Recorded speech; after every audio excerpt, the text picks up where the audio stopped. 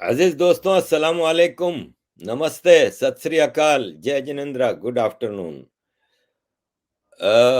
अजीज दोस्तों, काफी चीजें हैं डिस्कस करने के लिए आप लोगों के साथ, और आप लोगों के सवालात के जवाबात के लिए। तो थोड़ा जरा लोग आ जाएं, तो शुरू करते हैं।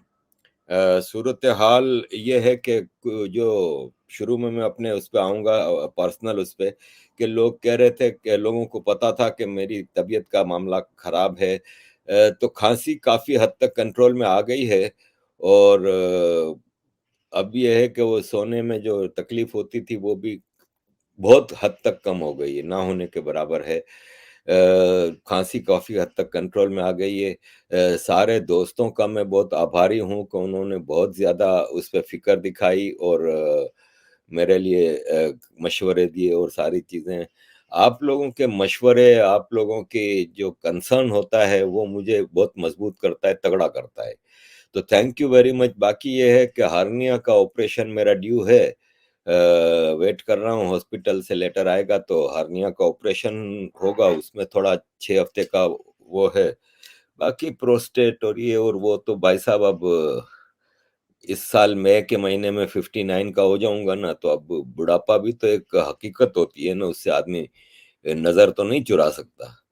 तो ये सूरत हाल है। अजीज दोस्त जमा हो गए हैं तो शुरू करते हैं। सवालात बाद में आएंगे। पहले मैं शुरू करूंगा सूरत हाल से, बल्कि मैं अभी मेरी ये प्रोग्राम स्टार्ट करने से पहले मेरे प्रिय मित्र हैं लखनऊ में और कानपुर में, उनसे मेरी कुछ डिस्कशन हो रही थी, वो आपके साथ शेयर करूंगा। कि उनका सवाल था कि पीओके कब पाकिस्तान से भारत में आ जाएगा। तो देखें, उनको भी यही जवाब था कि पीओके तो अब हालात ने प्लेट में तैयार करके रखा है सर्व करने के लिए। अब ये भारत के ऊपर है कि कब वो सर्विंग लेता है। अब भारत क्यों नहीं लेता, तो उसकी असल वजह ये है कि भारत चाह रहा है कि मिनिमम लॉस के साथ ये लिया जाए। कि आफ्टर ऑल अगर जंग करनी है तो जंग में भारत को भी नुकसान तो होगा ही ना। भारत के भी मिसाइल चलेंगे, भारत के भी फौजी लड़ेंगे, भारत के भी सिविलियंस, इकोनॉमी, सब चीजें। तो नुकसान तो भारत का भी होगा ना। जीतना भारत नहीं है बहरहाल, लेकिन बहरहाल थोड़ा बहुत तो भारत कोशिश में है कि मिनिमम ह्यूमैनिटेरियन लॉस हो। और खास तौर पे पाकिस्तान में बहुत ज्यादा मामलात खराब होंगे। तो इसलिए भारत वेट की पॉलिसी पे चल रहा है, और मेरी अपनी राय ये है कि यही बेस्ट पॉलिसी है। अगर पाकिस्तान में जब 1970 में इलेक्शन हुए थे और मुजीबुर रहमान जीत गए थे और सरकार उनको नहीं दी जा रही थी, तो हालात तो उस वक्त भी ऐसे थे कि भारत चाहता तो जंग शुरू होने से जो 6 महीने पहले ही कर लेता। लेकिन भारत उस वक्त भी वेट कर रहा था कि ऐसे मिनिमम लॉस की कोशिश की जाए। और फिर एक वक्त ऐसा हालात आए कि भारत ने इंटरफियर किया, और कुछ ही दिनों में आपने देखा कि 93,000 फौजी पत्तू ने छोड़ के बैठ गए। तो वैसे ही आज हो रहा है कि भारत इस इंतजार में है कि थोड़ा कम नुकसान हो, थोड़ा कम हिसाब किताब हो। क्योंकि आफ्टर ऑल देखें, पाकिस्तान तो डिसमेंबरमेंट की तरफ जा रहा है ना। दुनिया का कौन सा ऐसा थिंक टैंक है, कौन सा ऐसा इकोनॉमिस्ट है जो ये नहीं बता रहा कि पाकिस्तान डिफॉल्ट होने जा रहा है, पाकिस्तान डिसमेंबर होने जा रहा है। ये वर्ल्ड इकोनॉमिक फोरम का 3 दिन इजलास चला अभी। उसमें दुनिया भर के सारे इकोनॉमिस्ट जमा थे। तो वहाँ वर्ल्ड इकोनॉमिक फोरम की भी ग्लोबल रिस्क रिपोर्ट आई, जिसमें क्लियरली बताया गया कि पाकिस्तान के डिसमेंबर होने के पूरे चांसेस हैं, और पाकिस्तान डिफॉल्ट हो रहा है। जबकि असल हकीकत अंदरूनी ये है कि पाकिस्तान डिफॉल्ट हो चुका है। पंजाब गवर्नमेंट की स्पोक्स पर्सन कई दिनों से कह रही हैं कि पाकिस्तान डिफॉल्ट हो चुका है। Abdul Hafeez Pasha, ex finance minister, उन्होंने क्लियर अल्फाज में कह दिया कि और डिफॉल्ट क्या होता है। आतिफ मियां, जो इमरान खान के फाइनेंशियल एडवाइजर अपॉइंट हुए थे और फिर नहीं ज्वाइन किया था अहमदी होने की वजह से, उन्होंने साफ कहा है कि और डिफॉल्ट क्या होता है।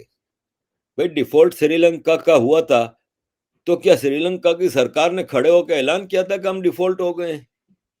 हालात ऐसे होते हैं कि दुनिया फिर कहती है कि हाँ, आप डिफॉल्ट हो चुके हैं। क्यों? क्या हालात होते हैं? वो हालात होते हैं कि आपकी $500 की एलसी नहीं खुल रही। भाई, आप एक एटॉमिक पावर हो, दुनिया का 5वां बड़ा आबादी के हिसाब से मुल्क हो। आपको तो दुनिया की 5वीं बड़ी इकोनॉमी होनी चाहिए ना। 5वीं नहीं तो 10वीं तो होता, आप तो G20 में भी नहीं हो। आपकी इकोनॉमी तो पहले ही कहीं किसी काबिल नहीं है। अभी तो आपका यह हाल है कि परसों प्राइम मिनिस्टर शहबाज शरीफ कह रहा था कि मैं इमारात गया, मेरा इस बार पूरा प्रोग्राम था कि मैं भीख नहीं मांगूंगा, लेकिन मैं मजबूर हो गया और मैंने शेख को हाथ जोड़ के कहा कि शेख, हमें आप $1 बिलियन और मदद दें। ये डिफॉल्ट नहीं है तो और क्या है? अब कल स्टेट बैंक ऑफ पाकिस्तान ने रिपोर्ट दी है कि पाकिस्तान के फॉरेन एक्सचेंज बढ़ गए। कितने बढ़ गए? $2 मिलियन। $2 मिलियन बढ़े हैं। $4.6 मिलियन अब हो $1 बिलियन हो गए। $4.6 बिलियन। इसमें $3 बिलियन इमारात के हैं, $3 बिलियन सऊदी अरब के हैं, जो कि आपको जनवरी के फर्स्ट वीक में रिटर्न करने थे। दोनों से हाथ पांव जोड़ के रोल ओवर कराया है कि यार थोड़ा टाइम दे दो। उसमें से भी खा गए हैं। $4.6 बिलियन हैं। आपके पाकिस्तान के जितने इंडस्ट्रियलिस्ट हैं, जितने टेक्सटाइल मिल्स ओनर हैं, जितनी फार्मास्यूटिकल कंपनीज के ओनर हैं, आज से 3 दिन पहले स्टेट बैंक के साथ बैठे और स्टेट बैंक के गवर्नर को डब्बा दे दिया कि ये लीजिए चाबियां, हमसे नहीं संभलती हैं इंडस्ट्रियां, अब आप ही संभालें। हमारे तो कंटेनर पड़े हुए हैं उधर पोर्ट पे, वो अब छुड़ाने जैसी पोजीशन नहीं है। एक कारोबारी आदमी कह रहा था कि $5,000 का सामान है कंटेनर में और हम $10,000 उसका चार्ज दे रहे हैं। कंटेनर पड़ा हुआ है और हम छुड़ा नहीं पा रहे, तो वो कार्गो कंपनी का $10,000 चार्ज दे रहे हैं। ये डिफॉल्ट नहीं है क्या? जब आपके मुल्क में आटे के लिए लोग लाइनें लगा रहे हो, आपको तो बिलावल भुट्टो को ब्रांडेड कपड़े पहन के डेवोस स्विट्जरलैंड में वर्ल्ड इकोनॉमिक फोरम में बधाइयां खा रहा है। उसको वर्ल्ड इकोनॉमिक फोरम में बेस्ट ड्रेस्ड पर्सन का अवार्ड मिला है। उसको तो शर्म आनी चाहिए कि तुम्हारे अवाम के पास तो पहनने को कपड़ा नहीं। आटे की लाइन में खड़े हुए लोग, आटे के ट्रक के पीछे भागते हुए लोग, ये पाकिस्तान का डिफॉल्ट होने का ऐलान नहीं है तो और क्या है? तो पाकिस्तान डिफॉल्ट तो तकरीबन हो चुका है और दिन ब दिन धंसता जा रहा है। दिन ब दिन धंसता जा रहा है। खाली मार्च के महीने तक आपको $8 बिलियन की लोन रीपेमेंट करनी है और आप सिर्फ रीपेमेंट उस वक्त कर सकते हैं जब आपको नई लोन मिलेंगी, क्योंकि आपका इंटरनल रिसोर्सेज तो अब कुछ भी नहीं बचा। सारी इंडस्ट्रियां ठप हैं, सारे कारोबारी ठप हैं। ट्रेडर कह रहे हैं कि अब सिचुएशन ये आ गई है कि गली मोहल्ले की छोटी छोटी दुकानें भी बंद होने वाली हैं कि उनके पास अब मटेरियल नहीं है। एग्रीकल्चर फ्लड में तबाह हो गई है, सारी खेत खलियान सब खत्म हो गए, आपके पास कुछ भी नहीं है। आप $8 बिलियन मार्च तक कैसे दोगे? वर्ल्ड बैंक के 1.2 बिलियन पे आप इंतजार कर रहे थे, वर्ल्ड बैंक ने साफ कह दिया कि इस साल तो हम नहीं दे सकते भाई। आईएमएफ के $1 बिलियन की किस्त का इंतजार कर रहे थे, आईएमएफ ने कहा कि भाई साहब ये 5 शर्तें हैं, हमारी ये 5 शर्तें पूरी करो तो हम देंगे। वो 5 शर्तें हैं कि पेट्रोल का भाव इतना बढ़ाओ, इलेक्ट्रिसिटी का भाव ₹10 बढ़ाओ फी यूनिट, ऑलरेडी 4.46 इस हफ्ते बढ़ाया है, ₹10 का कह रहे हैं। टैक्स नेटवर्क बढ़ाओ, $200 अरब का टैक्स नेटवर्क बढ़ाओ, यानी आम आदमी पे टैक्स डालो। बड़े बड़े जागीरदारों पे कोई टैक्स नहीं है। वो जागीरदार जो ₹1 अरब कमाता है वो ₹1,00,000 टैक्स नहीं देता। आम आदमी पे टैक्स बढ़ाओ। फिर कंज्यूमर प्राइसेस बढ़ाओ, यानी जो नीचे लेवल की चीजें हैं, आटा चावल दाल, इन सब की ये शरायत पूरी करने का मतलब है कि कचूमर पाकिस्तान के पब्लिक का, पाकिस्तान की पब्लिक का कचूमर निकाल के आप आईएमएफ से $1 बिलियन लेके $8 बिलियन कहां से दोगे? फिर ये तो सिर्फ इतना है, फिर आपको इंपोर्टर्स के लिए $4 बिलियन चाहिए मार्च तक, इंपोर्टर्स का सामान छुड़ाने के लिए। आपके पास है क्या? तो ये डिफॉल्टेड सूरत हाल है। ऐसे में भारत यही वेट कर रहा है कि अब इंटरनली पाकिस्तान की इकोनॉमी तबाह है, पाकिस्तान की अंदरूनी सिक्योरिटी सिचुएशन तबाह है, पिछले हफ्ते ईरान के अंदर से पाकिस्तान में हमले हुए हैं। कहने को तो ये टेररिस्टों के हमले हैं, इतना सेंसिटिव बॉर्डर है ईरान पाकिस्तान का। कैसे वहां से कोई बगैर सरकारी मदद के कोई हमला कर रहा है टेररिस्ट? है ना? आपको पता है कि ईरान कितना सख्त मुल्क है। ईरान के अपने अंदर टेररिज्म नहीं हो पा रहा, तो वो पाकिस्तान के अंदर बॉर्डर से कैसे हो रहा है? तो लामाला ईरानी सरकार भी थोड़ा खेल रही है। अफगानिस्तान, आए दिन तालिबान वहां से हमला करते हैं, पाकिस्तान की चेक पोस्टों पे, पाकिस्तान के कन्वॉयज पे बाढ़ लगाई हुई है, जो वो बाढ़ हटाने की कोशिश होती है हर कुछ दिन बाद। फिर टीटीपी, फिर बलोचिस्तान लिबरेशन आर्मी, ये सब चीजें। अभी लास्ट वीक सिंध में भी मामला खराब हुए। साईं जीएम सैयद की जो बर्थडे थी, इस पे जुलूस निकले और खुल्लम खुल्ला नारे लगे, तुंजो देश, मुंजो देश, सिंधु देश, सिंधु देश, आजाद सिंधु देश के नारे लग रहे थे। रेंजर्स पुलिस, फिर उन्होंने फायरिंग की, कई सिंधी मार दिए बेचारे। तो सिंध में भी रिजेंटमेंट है। सिंधी तो बेचारा डबल जंग लड़ रहा है, एक तरफ आर्मी, एक तरफ अपने जागीरदार, क्योंकि उनका सबसे बड़ा दुश्मन तो उनका अपना जागीरदार है। फिर शहरी सिंध हैं जो कराची, हैदराबाद, सक्खर, मीरपुर खास, नवाबशाह वगैरह, वहां पे इमिग्रेंट्स या कह लें मुहाजिर, इमिग्रेंट्स तो नहीं कहूंगा, उनका नाम मुहाजिर रखा गया है, यानी वो जो इंडिया से आए थे लीगल रेसिडेंट्स। फिर इलीगल इमिग्रेंट्स जो कि पठान हैं, खास तौर पे जो अफगानिस्तान से आए हैं। फिर केपीके के जो काफी इन्फ्लक्स हो रहा है। देखिए, किसी भी मुल्क के किसी भी शहर की डेमोग्राफी को इस तरह आप अटैक नहीं कर सकते कि मिलियंस ऑफ पीपल एक प्रोविंस से दूसरे प्रोविंस के शहरों पे आ जाएं। फिर इलीगली, लीगल एक सिस्टम होता है कि एक आदमी, जैसे मैं यहाँ लंदन में रह रहा हूँ, अब बर्मिंघम में जाके मैं रहना चाह रहा हूँ, तो मैं अपना वहां पे रजिस्ट्रेशन कराऊंगा, किराए पे घर लूंगा और फिर जाके वहां पे रहूंगा, बच्चों का स्कूल एडमिशन कराऊंगा। ये आते हैं सरकारी जमीन के ऊपर आबादी। एक मिसाल है कि पठानों का बड़ा सिस्टम है कि वो अपने भांजे, भतीजे, भाइयों को, कजनों को, रिश्तेदारों को ठग करके बुलवा लेते हैं। एक आता है, पीछे 25 आ जाते हैं। अब जब 50-60 जमा हो जाते हैं तो वो कोई भी खाली इलाका देख के उधर झोंपड़ियां बना के रहना शुरू कर देते हैं, और फिर पक्का हो गया इनका आबादी। कराची के चारों तरफ पठानों की इलीगल आबादियां हैं। ये तरीका अच्छा नहीं है। मैं नहीं कहता कि केपीके का आदमी कराची में नहीं आ सकता, ठीक है, लेकिन लीगल तरीका होता है। ईद आएगी तो हम जा रहे हैं मनाने अपनी ईद अपने गांव। खाते कराची का है, कमाते कराची का है, लगाते उधर है। और फिर वोट अपना उधर रखा हुआ है, रजिस्ट्रेशन इधर नहीं कराई। कराची में जितने इलीगल काम है करो, जितना कराची का ट्रक, बसेस वगैरह हैं, ये सब पठान ड्राइवर में है। आधे से ज्यादा के पास लाइसेंस नहीं है। बाकी आधे ने कभी लाइसेंस पास नहीं किया, पैसे दे के लाइसेंस बनाया है। सबसे ज्यादा एक्सीडेंट कराची में होते हैं ये ट्रक वालों के और ये बसों वालों के। पूरा इलीगल सिस्टम इनका, पूरा इकोसिस्टम इलीगल है इनका। ड्रग्स स्मगलिंग करेंगे, हथियारों की स्मगलिंग करेंगे, डाके मारेंगे, स्ट्रीट क्राइम करेंगे, बटुआ लूटेंगे, पर्स लूटेंगे, मोबाइल स्नैचिंग करेंगे। ये सब सिचुएशन है। तो सिंध के हालात हद से ज्यादा खराब हैं, लॉलेसनेस बढ़ गई है टॉप की। फिर बेसिक एम्यूनिटीज नहीं है, गैस, इलेक्ट्रिसिटी, पानी, खाने पीने की चीजें। हालात पाकिस्तान के इस नहज पे पहुंच गए हैं कि भारत कह रहा है कि और थोड़ा और थोड़ा, ताकि हमें ज्यादा ह्यूमैनिटेरियन लॉस का रिस्क कम हो जाए। और पाकिस्तान आर्मी इस वक्त चारों तरफ से घिरी हुई है। अब कुछ ही दिनों की बात है कि पाकिस्तान आर्मी के पास भी अपने बंदों को पैसे देने के लिए, सैलरी देने के लिए नहीं होंगी। अपने गाड़ियों के पेट्रोल के लिए पैसा पैसा या पेट्रोल नहीं होगा। अभी तक तो आम आदमी तक है ना, लेकिन ये बढ़ेगा तो मेरा ख्याल है कि 6 महीने बाद तो पाकिस्तान आर्मी भी पेट्रोल अपनी गाड़ियों में डलाने जैसे नहीं होंगे, अपने हेलीकॉप्टर, टैंक वगैरह में।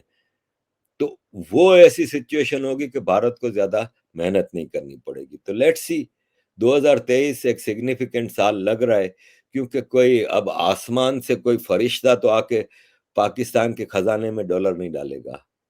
सऊदी अरब ने साफ कह दिया, पाकिस्तान का डेलीगेशन अभी सऊदी अरब से मिला। आप यकीन माने इससे ज्यादा बेइज्जती क्या होगी। सऊदी अरब ने कहा कि हिस्ट्री में पहली बार हम अपने लोगों के ऊपर टैक्स लगा रहे हैं। हमारी ये सिचुएशन है, हमने अपनी दोस्त मुल्कों को मदद और लोन देने की पॉलिसी पे तब्दीली की है। यानी साफ कह दिया कि भाई साहब बहुत हो गया, अब जाओ, अब नहीं दे रहे। आपको चाइना नहीं दे रहा, आपको अमेरिका यानी वर्ल्ड बैंक, आईएमएफ नहीं दे रही, आपको इमारात ने $1 बिलियन दे दिया, लेकिन ये $1 बिलियन का मतलब है कि अब आगे 2 साल तक खबरदार है, मांगा जो है वो वापस करो। तो कहाँ जाओगे भाई? इंटरनल सिचुएशन पॉलिटिकल अगर आप देखें तो पंजाब असेंबली डिसॉल्व हो चुकी है, केपी की असेंबली डिसॉल्व हो चुकी है, 3 महीने में आपको इलेक्शन कराने हैं अप्रैल में इन दो असेंबलीज में। इन दो असेंबलीज का मतलब 60% ऑफ पाकिस्तान। अब आप कैसे इलेक्शन कराओगे? केपी के में तो वैसे ही हालात खराब हैं, तो इलेक्शन कराने में आपको करोड़ों अरबों रुपया लगता है, कहाँ से लाओगे?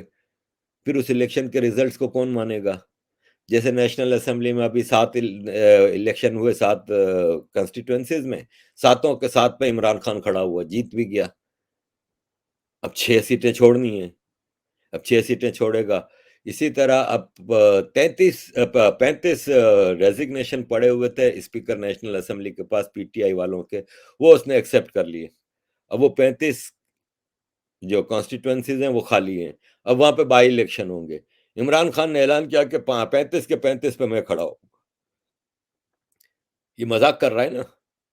तो अब पीडीएम ने भी कहा कि ठीक है भाई, हम उधर कैंडिडेट ही नहीं खड़ा कर रहे, तो अनअपोज्ड इलेक्ट हो जाएगा।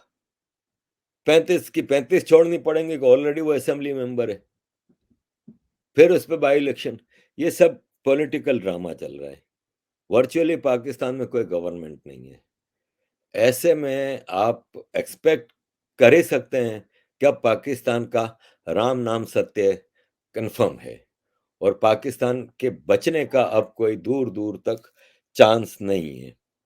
अजीज दोस्तों, मैं समझता हूं कि एक और खबर आपके साथ शेयर करूं कि ब्रिटेन में बीबीसी की एक डॉक्यूमेंट्री चली है जिस पे बहुत चर्चा है।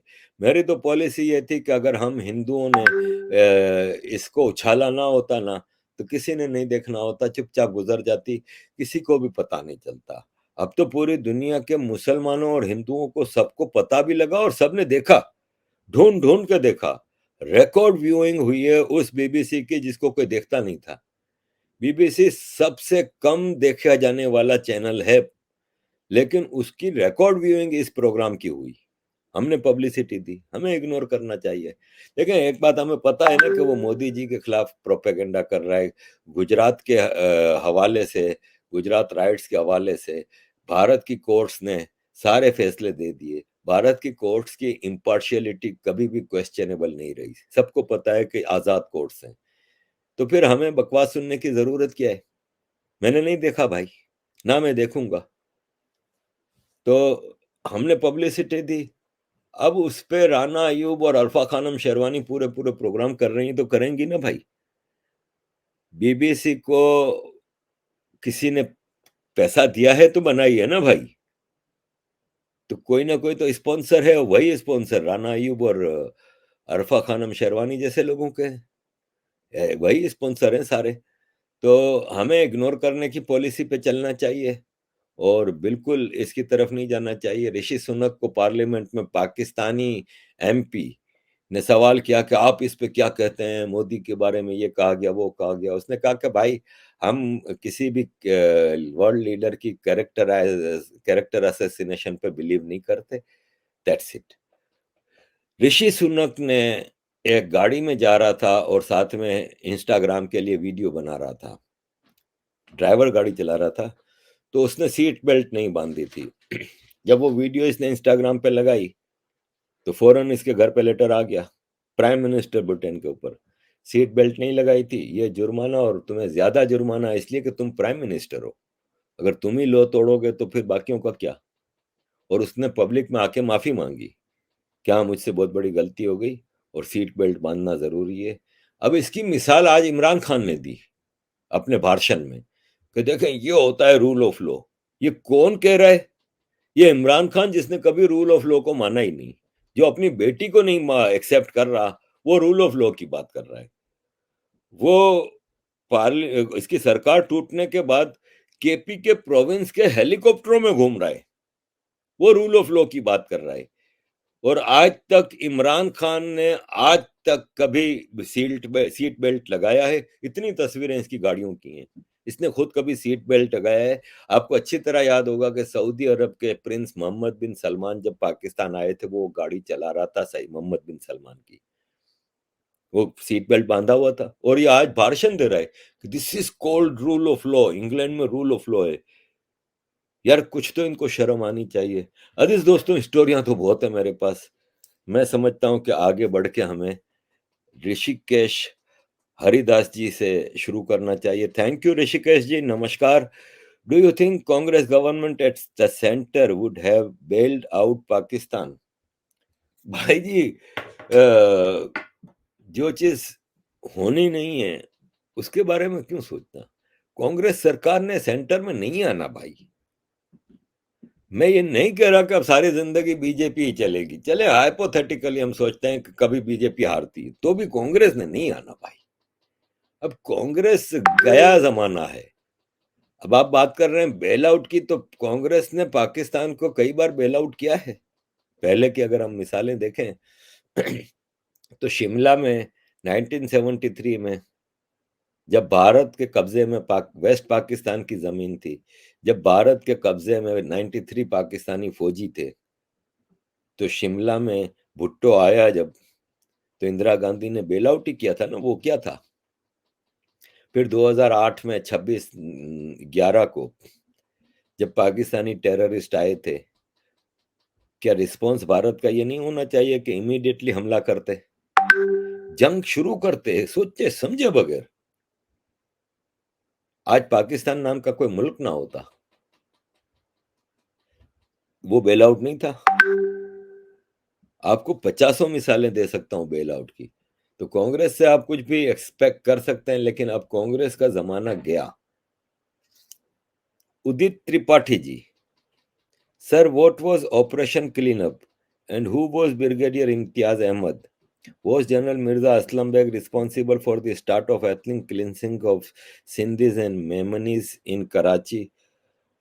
देखें, आप जिस ऑपरेशन क्लीन अप की बात कर रहे हैं ना, वो ऑपरेशन क्लीन अप सिंधियों के खिलाफ नहीं था। एक्चुअली कहानी ये थी कि कराची में, हैदराबाद में, सिंध के शहरों में मुहाजिरों की एक पावर यूनाइट हो गई थी और एमक्यूएम नामी एक पार्टी आई थी, जिसने पहली बार 88 के इलेक्शन में हिस्सा लिया। और बेनजीर भुट्टो प्राइम मिनिस्टर बनी थी, तो इसी एमक्यूएम की मदद से ही बनी थी। और फिर बेनजीर भुट्टो ने एमक्यूएम के खिलाफ काफी एट्रोसिटीज की, जिसकी वजह से एमक्यूएम ने गवर्नमेंट छोड़ी और फिर नवाज शरीफ के साथ मिल गई। 90 में नवाज शरीफ के साथ एमक्यूएम ने गवर्नमेंट बनाई।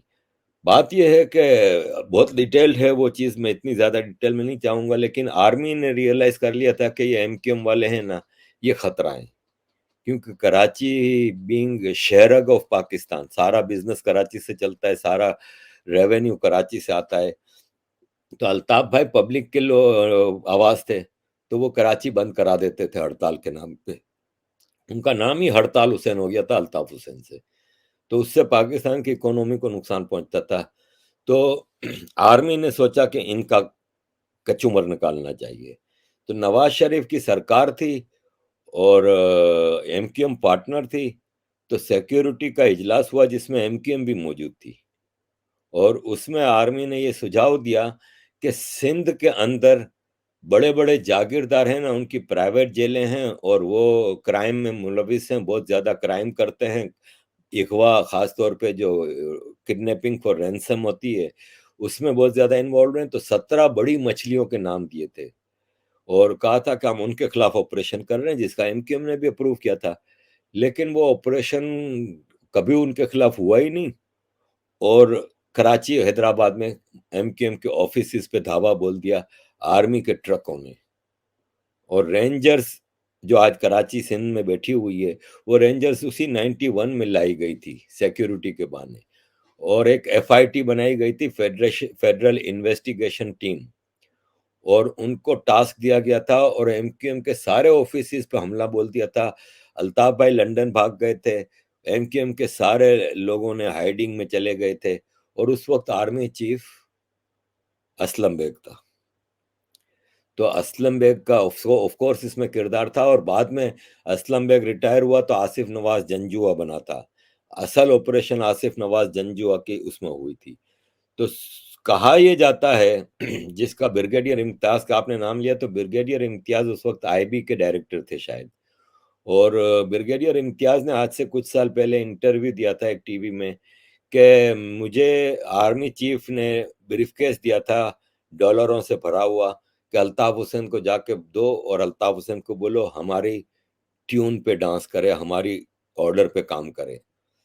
तो ब्रिगेडियर इम्तियाज का कहना यह था उस इंटरव्यू में कि अल्ताफ हुसैन ने वो ब्रीफकेस एक्सेप्ट करने से इनकार कर दिया था, और बोला मैं तुम लोगों के पैसे या तुम लोगों के इशारे पे नहीं नाचूंगा। तो ये ब्रिगेडियर इम्तियाज था। फिर ऑपरेशन हुआ, 25,000 मुहाजिर मार दिए गए, जो चीज हुई वो आपके सामने ही है, फिर लंबा चौड़ा ये तो डिटेल्ड टॉपिक है। करण खतवानी जी, करण भाई सॉरी, आपका व्हाट्सएप पे मैं जवाब नहीं दे सका। इतने मैसेजेस, आप यकीन माने कि आज सुबह से कोई मेरा ख्याल है कि 30 मिस कॉलें पड़ी हैं व्हाट्सएप पे। इतने लोग फोन करते हैं यार अब। और दूसरा, काफी यूट्यूबर्स हैं जो मुझे मैसेज कर रहे हैं कि मैं उनको इंटरव्यू दूं। तो भाई साहब मैं इंटरव्यू कहाँ से दूं? करण भाई मैं आ रहा हूं आपके जवाब की तरफ। देखें, मैं एक इंडिविजुअल एक आदमी हूँ। मुझे अपने प्रोग्राम के लिए रिसर्च करनी होती है, बहुत लंबा काम है रिसर्च, मजाक नहीं है। एक प्रोग्राम के लिए आपको कितना कुछ पढ़ना पड़ता है। अमेरिका का एक स्कॉलर है नोआम चॉम्स्की, जो आज के दौर में सबसे बड़ा स्कॉलर माना जाता है। नोआम चॉम्स्की ने कहा था कि मुझे अगर कहीं 1 घंटे का लेक्चर देना होता है तो मुझे 8 घंटे पढ़ना होता है। तो आपके सामने करेक्ट चीजें लाना, इंटरेस्टिंग चीजें लाना, उसके लिए लंबा चौड़ा काम होता है रिसर्च का, फिर रिकॉर्डिंग, फिर एडिटिंग, ये सब चीजें। अब आप मुझे ये बताएं कि मैं 1-1 घंटे के रोज के 3-4 यूट्यूबर को इंटरव्यू दूं, तो भाई साहब कैसे मुमकिन है? तो मैं, काफी यूट्यूबर नाराज हो रहे हैं कि भाव खा रहा है, और इसके तो भाव भी बढ़ गए हैं। कुछ ने तो ये तक कहना शुरू कर दिया कि मैं पैसे मांगता हूं। तो भाई साहब ये वापस रिकॉर्ड पे मैं कह रहा हूं कि आज तक कभी भी किसी से पैसा लेके इंटरव्यू नहीं दिया, और पैसा दे के किसी का इंटरव्यू नहीं किया। ऑफर आई है कि हम आपको पैसे दे देंगे, आप ले लो, इंटरव्यू दे दो, मैंने नहीं किया कभी भी ऐसा। तो ये, और मैं यूट्यूबर्स, इवन अब मैं, आप देखें मैंने स्ट्रीम टीवी पे लोग पूछते हैं क्यों नहीं आते, नहीं आता भाई। इतने फोन करते हैं, क्या करूं? 1 घंटे का प्रोग्राम होता है, 7-8 आदमी बिठाए हुए होते हैं, 5 मिनट आपको बारी नहीं मिलती। अभी पिछले दिनों, पिछले महीने एक टीवी चैनल पे था मैं, 6 लोग बैठे हुए थे, 40 मिनट बाद मेरी बारी आई। वो भी अब ब्रेक पे जाने से पहले लंदन से आरिफ साहब से पूछते हैं। वो भी 1 से 1.5 मिनट मैंने बोला, उस ब्रेक पे चले गए। टोटल मुझे 2.5 मिनट मिले 1 घंटे के प्रोग्राम में। मैं टीवी पे जाना छोड़ दिया, मैं अब उठाता ही नहीं, फोन भी नहीं उठाता इनका। तो ये है। तो खैर करण भाई, sir, do if Pakistan collapse then is it going to affect India? TTP and Ghazwahin gang will try to attack India। जी आपका यही सवाल व्हाट्सएप पे भी था। देखें, 71 में बांग्लादेश आजाद हुआ, तो उससे पहले की सूरत हाल ये थी कि 1 मिलियन से ज्यादा बंगाली भारत बॉर्डर क्रॉस करके आ गए थे ना। तो फर्क तो पड़ता है, लेकिन बांग्लादेश से थोड़ा मुख्तलिफ है सिनारियो। बांग्लादेश में क्या है कि ज्यादातर दरियाओं के रास्ते हैं बॉर्डर। दरिया का उस किनारे बांग्लादेश है, इस किनारे भारत है। कश्ती अब आप कितना कंट्रोल करोगे? यहाँ भी सिचुएशन लंबी चौड़ी है कि सिंध और बलोचिस्तान पूरा भारत के साथ बॉर्डर है। गुजरात है, राजस्थान है, पंजाब है, फिर पीओके कश्मीर। तो कहाँ कहाँ कंट्रोल करोगे? राजस्थान और सिंध का बॉर्डर है, पूरा रेगिस्तान है। अब कितना आप लोग रेगिस्तान में, आप ऊंट पे ज्यादातर चीजें होती हैं, कितना करोगे कंट्रोल? पंजाब में गांव गांव, शहर शहर मिला हुआ है, तो मुश्किल तो होगी। और फिर टीटीपी और जिहादी, तो अब जैसे सीरिया में वार हुई थी, तो सब भाग के यूरोप की तरफ आ रहे थे, तुर्की ने दरवाजे खोल दिए थे। तो वाया तुर्की यूरोप में घुसे थे, तो अगर 100 सीरियन आते थे तो उसमें 10 तो आईएसआईएस के टेररिस्ट आ गए थे ना, जिसने हाल यहाँ पे खराब किया है। तो ये है कि कोई भरोसा नहीं कि टीटीपी के और जिहादी सारे गैंग भारत में भी कुछ घुस जाएंगे।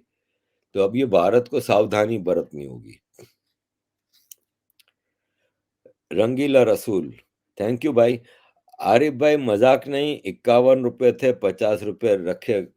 भाई प्लीज, शर्मिंदा कर रहे हैं, मैं समझ सकता हूँ। और प्लीज जिनके हालात खराब हैं कम से कम वो तो अपने हालात की तरफ ज्यादा ध्यान दें, ना करें ये चीजें। और मेरा मामला तो चल रहा है, कम से कम ये ना करें कि आप अपने घर के बच्चों का पेट काट के हमें दें। लेकिन आपके जज्बे की कदर, थैंक यू भाई। Raunak N ji, thank you for your detailed information. Thank you Raunak भाई। कल्याण गुशेत जी, स्वागत है कल्याण भाई, वापस आप आ गए, आप हमेशा होते हैं, धन्यवाद फॉर ऑलवेज बीइंग देयर। कल्याण भाई पूछ रहे हैं कि sir, do you think Pakistan have a parallel economy of their military which based on illegal drugs trafficking from Afghanistan? वो आप मिलिट्री की इकोनॉमी नहीं कह सकते कल्याण भाई, वो इकोनॉमी है जनरल्स की पर्सनल। स्मगलिंग है, चोर बाजारी है, करप्शन है। जैसे गंदुम है तो गंदुम आर्मी ने के जनरलों ने भी स्टॉक की हुई है, फिर महंगे दामों में बेचते हैं। तो जमींदारा तो है ना इनका, ये जितने पंजाबी जनरल हैं उन्होंने अपना जमींदारा भी रखा हुआ है। तो उसमें हर गलत काम करते हैं, लेकिन उसका आर्मी के लिए कलेक्टिवली कोई इनकम नहीं होती, वो अपनी जाती इनकम होती है, जिससे पापा जॉन्स बनाई जाती हैं अमेरिका में, यूरोप वगैरह में, वेस्ट के सारे मुल्कों में प्रॉपर्टियां खरीदी जाती हैं। आपको पता है दुबई में सबसे ज्यादा प्रॉपर्टीज पाकिस्तानियों की हैं। तो ये है कल्याण भाई। अभिनाथ जी वेलकम, स्वागतम, आप भी आ गए, आप भी हमेशा होते हैं, थैंक यू अभी जी। नमस्ते sir, I was really busy. ये आदिल राजा क्या सच बोल रहे हैं? और ये पाक क्रिकेटर में जो आप कहते थे वही अभी नजर आ रहा है? जी बिल्कुल। अब आदिल राजा सच पूरा नहीं बोल रहा, अभी तो सच बहुत भयानक है। आर्मी के हवाले से सच बहुत ही ज्यादा भयानक है। अब जाके कुछ स्टोरीज बांग्लादेश की आ रही है ना, कितना भयानक है। इन्होंने ढाका यूनिवर्सिटी में घुस के प्रोफेसरों को मारा। उन्होंने वो काम किया जो खिलजी ने किया था नालंदा में, ज्ञान का कत्लेआम किया था। इन्होंने मिलियन के करीब बंगाली औरतों का रेप किया। वो बंगाली औरतें उस वक्त पाकिस्तानी थी, मुसलमान थी, हिंदू भी थी, लेकिन मुसलमानों का भी रेप किया ना। बड़ा भयानक सच है, बड़ा गंदा सच है। तभी तो आदिल राजा ने तो कुछ सच नहीं बोला। आदिल राजा के अपने पर्सनल हिसाब किताब हैं भाई। दूध का दूल्हा तो ये भी नहीं है, ये भी कर्नल रहा है। इसने भी अपनी अभी तक की जिंदगी आर्मी में ही गुजारी है। तो कोई वहां पे कोई दूध का दूल्हा नहीं था। इसका अपना एजेंडा है कुछ, उस पे बोल रहा है। और आपने क्रिकेट के हवाले से कहा तो बहुत ही हालात खराब है भाई क्रिकेट के तो। मतलब दो दो टके के लोगों को आगे क्रिकेट मिल गई है, इनकी औकात नहीं है। मतलब आपके अंदर का एक ज़र्फ होता है कि आपसे अगर कोई कामयाबी मिलती है तो आप उसको कितना हजम करते हैं। भारत में भी हम देखते हैं ना, रोहित शर्मा कल का लोंडा क्रिकेटर बना, आज कैप्टन है, लेकिन अंदर ज़र्फ है ना, वो अपनी इज्जत कायम रख के चल रहा है ना। नजर आता है कि एक रेस्पेक्टेबल पर्सन है, बात करने का तरीका है। पाकिस्तानियों से भी मिलता है तो मोहब्बत से मिलता है। यही विराट कोहली का है, यही रविचंद्र अश्विन का है, जितने भी भारत के क्रिकेटर्स। पाकिस्तान में कौन है? इमामुल हक। मुंह खोलेगा तो लगेगा कि साला कोई घटिया आदमी बोल रहा है। इंजमामुल हक का भांजा जो पूरी दुनिया को तबलीग कर रहा है, भतीजा, इंजमामुल हक की बड़े भाई का बेटा है। इंजमामुल हक तबलीग करता है पूरी दुनिया को, और ये बच्चियां फंसाता है, सेक्सटिंग करता है। पकड़ी गई थी इसकी भी वीडियोस। वो इमाद वसीम है, मौलवी बना फिरता है, बात करेगा तो अल्हम्दुलिल्लाह, अल्लाह पाक ने मेरे को कामयाबी दी, ये क्या वो क्या। तो ये बच्चियां, उसने कहा वो बच्चियां तो अल्लाह पाक नहीं देता ना, वो मेरा काम है, मेरा को फंसाना है। विद घटियापना, बिल्कुल। उमर अकमल की मिसाल आपके सामने है। फिर बेटिंग, वो जुआ है ना, आमिर हो गया। अब आप कितने भी क्वालिटी के प्लेयर हो, अगर आपका कैरेक्टर नहीं, तो क्रिकेट आफ्टर ऑल फिर एक जेंटलमैन का गेम कहलाता है। रहा नहीं अब इतना भी जेंटलमैन का, लेकिन फिर भी जुआ, इलीगल चीजें तो नहीं करना चाहिए ना। ये सारे पाकिस्तानी इसमें लगे हुए हैं, आज भी लगे हुए हैं। शोएब मलिक की इतनी तारीफ होती है। शोएब मलिक का अपना घर का हिसाब किताब है सारा, बैटिंग का अड्डा। वसीम अकरम का भाई जमीर अकरम, शोएब मलिक का बहनोई, सब के हिसाब किताब है। पाकिस्तान में घटिया लोगों के हाथ में क्रिकेट चली गई है। Vinod Kumar ji, sir please in details what happens when a country collapse economically. दो चीजें हैं। ए कंट्री लाइक श्रीलंका अगर कोलैप्स करता है तो कुछ नहीं होता। पढ़े लिखे लोग हैं, 99% लिटरेसी रेट है, शरीफ लोग हैं, हथियार नहीं है घर घर में। क्या हुआ? इन्होंने किसी एटीएम को नहीं लूटा, किसी सुपरमार्केट को नहीं लूटा। पब्लिक ने जाके प्रेसिडेंट, प्राइम मिनिस्टर, मिनिस्टर्स के घरों पे हमला किया, उनको भागने पे मजबूर किया। नई सरकार आई, उसको मजबूर किया कि चीजों को कंट्रोल करो। अब श्रीलंका ने अपनी आर्मी, 1,35,000 की आर्मी थी, 35,000 खत्म, और कहा है कि ग्रेजुअली इसको भी कम कर देंगे। ये सिनारियो हुआ। अब आस्ते आस्ते वापस कंट्रोल में आ रहा है, श्रीलंका बेहतर हो जाएगा। उसकी टूरिस्ट बेस्ड इकोनॉमी है, उसके शराफत है, वहां पे टेररिज्म, एक जमाना था तामिल हवाले से चीजें चल रही थी, अब टेररिज्म भी नहीं है, सब कुछ है, कंट्रोल में आ जाएगा। एक कंट्री है यूगोस्लाविया, क्या हुआ? इकोनॉमी तबाह, कोलेप्स हुआ, डिसमेंबर हुआ डिफॉल्ट होने के बाद।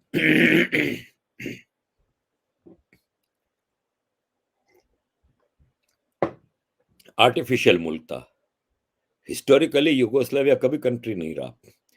Serbia, Bosnia, crochet, Macedonia, Slovenia, सब कोसोवो मिला के एक कंट्री बनाया गया था जबरदस्ती, जैसे पाकिस्तान बनाया गया है। इकोनॉमी खत्म, कोलैप्स हुआ। कोलैप्स हुआ तो क्या हुआ?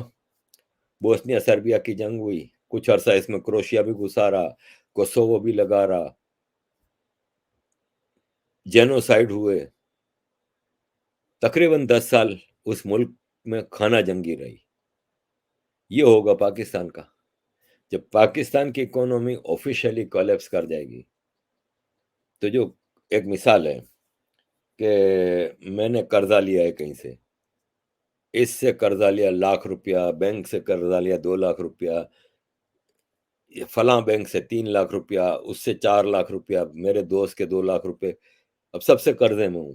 अब क्या होता है कि मैं डिफॉल्ट हो गया, अब मेरे पास कोई इनकम नहीं, सब कर्जों का टाइम दे वापसी का, किस्त देने का भी पैसा नहीं, ब्याज देने का भी पैसा नहीं। वो सब मिल के गवर्नमेंट एक वो बनाती है कमेटी, और वो फिर मेरे घर को, मेरी जो बाकी प्रॉपर्टी है, मेरे घर का टीवी है, फ्रिज है, फलान है, वो सब बेचेगी और सबको थोड़ा थोड़ा देगी, और उस घर का कंट्रोल सरकार चलाएगी कि उस घर में रहने वाले मेरी फैमिली का भी कुछ पेट पालना है, तो उनको एक मिनिमम वो भी देगी। ये सिस्टम होता है डिफॉल्ट का।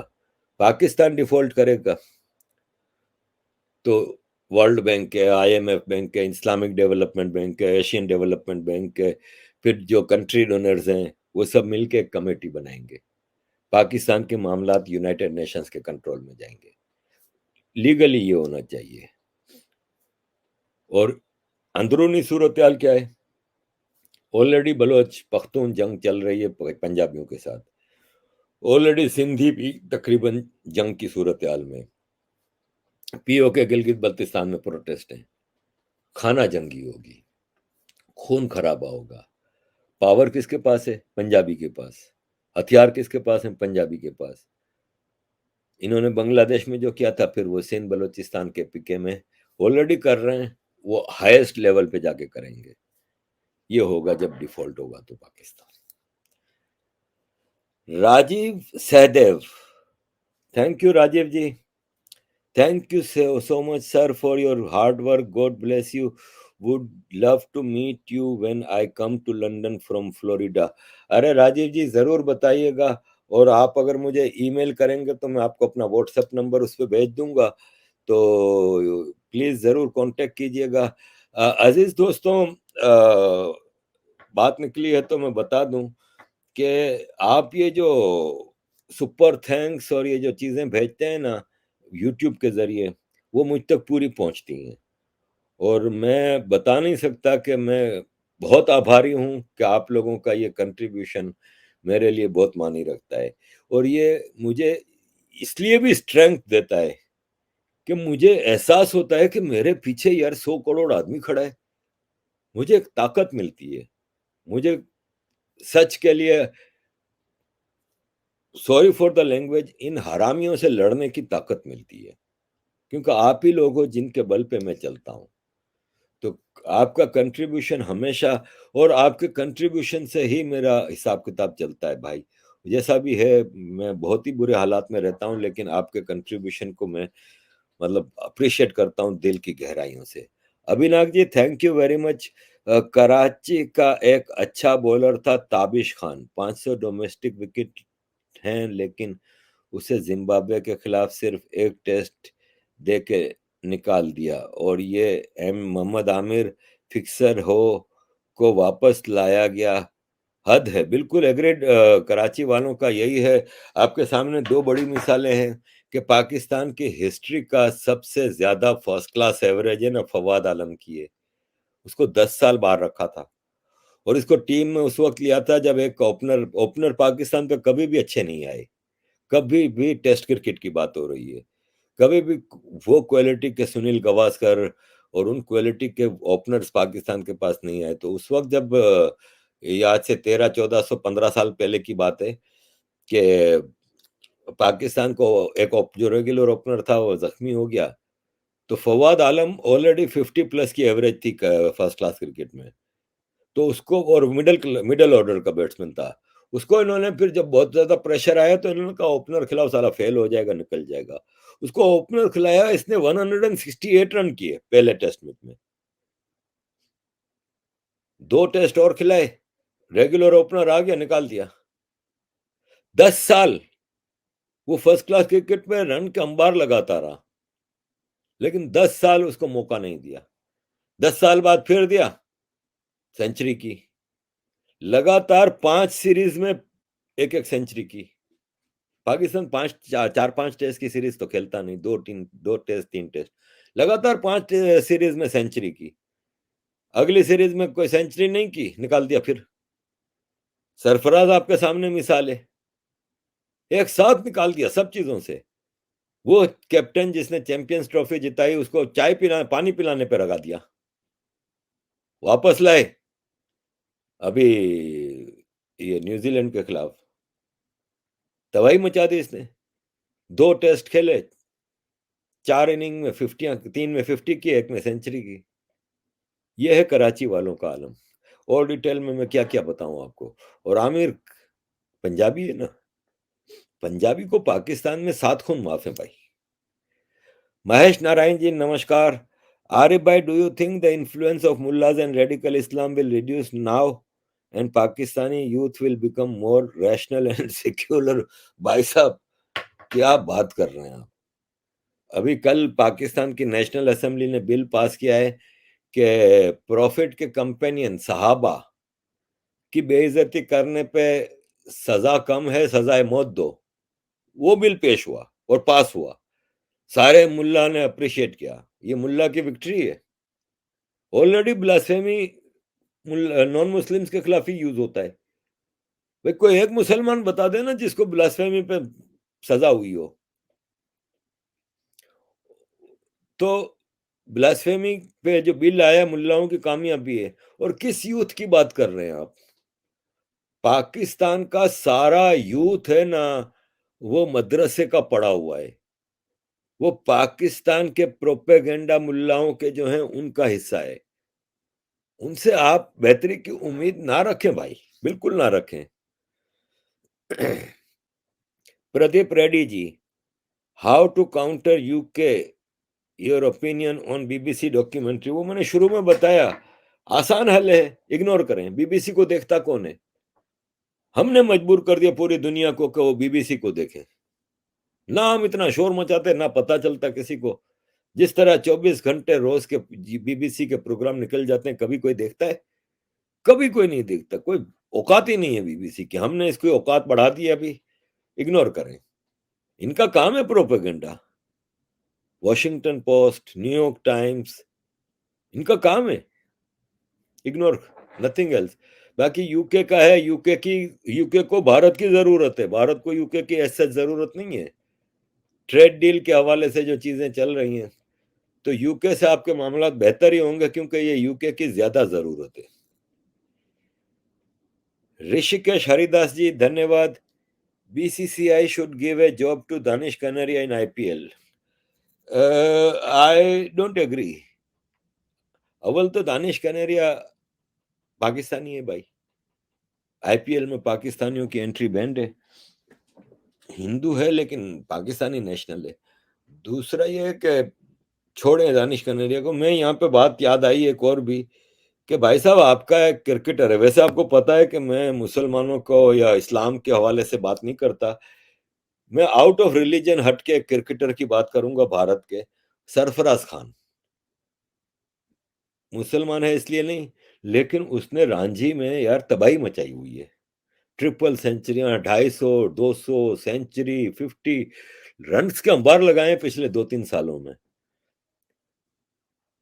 अभी जो ऑस्ट्रेलिया आई है, आपने सूर्य कुमार यादव, वंडरफुल प्लेयर, लेकिन उसकी क्रेडिट पे अभी लिमिटेड ओवर्स की क्रिकेट है, T20 और वनडे।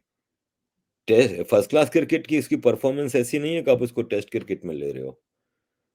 इस तरह 2-3 और क्रिकेटर जो आपने अभी लिए हैं टेस्ट क्रिकेट के लिए, मैं समझता हूं कि सरफराज, रांझी की, क्योंकि रांझी फर्स्ट क्लास क्रिकेट है। वो फर्स्ट क्लास क्रिकेट ही क्राइटेरिया होता है टेस्ट क्रिकेट के लिए।